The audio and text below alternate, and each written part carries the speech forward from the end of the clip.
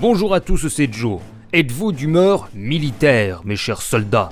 Non, je ne parlerai pas de la Corée du Nord qui a encore tiré un missile au-dessus du Japon, mais de la Russie de Vladimir Poutine.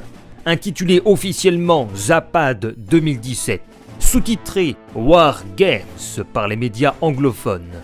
Cet événement lancé depuis hier est ce qu'on appelle un exercice militaire de grande envergure, organisé par la Russie et son allié la Biélorussie, auquel peuvent assister 80 observateurs des nations de l'Ouest, dont la Pologne et les pays baltes.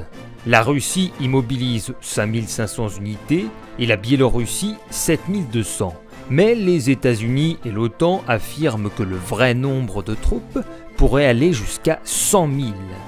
Toutes ces unités, chars, avions, navires de guerre, participant à cette manœuvre forment un record depuis la période soviétique. Ce qui inquiète les pays limitrophes, comme le président de l'Ukraine, qui affirme que cela pourrait être un prélude à l'invasion de son pays. Ou alors le ministre de la Défense de la Pologne, qui dit que c'est une menace qu'on nous met sous le nez, peu importe ce qu'en dise la Russie. Et c'est là qu'intervient la question fondamentale. Où cela se passe-t-il pour qu'ils ne se sentent pas sereins?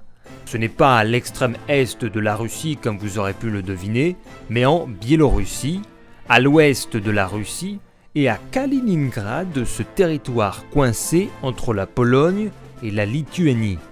Le scénario est qu'une armée de terroristes, de saboteurs financés par un pays imaginaire envahissent la Biélorussie. Les forces russes sont alors déployées pour écraser la rébellion. Et ce Zapad 2017, exercice censé être défensif, alimente des théories, allume des encens à l'odeur du jeu de trône.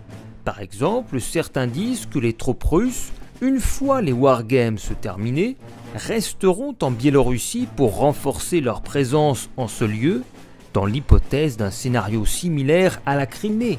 Tu attaques pas, mais en fait tu attaques de façon dissimulée. C'est un nouveau genre de guerre, façon caméléon. J'ai même lu le terme trojan sur internet. Bonne journée.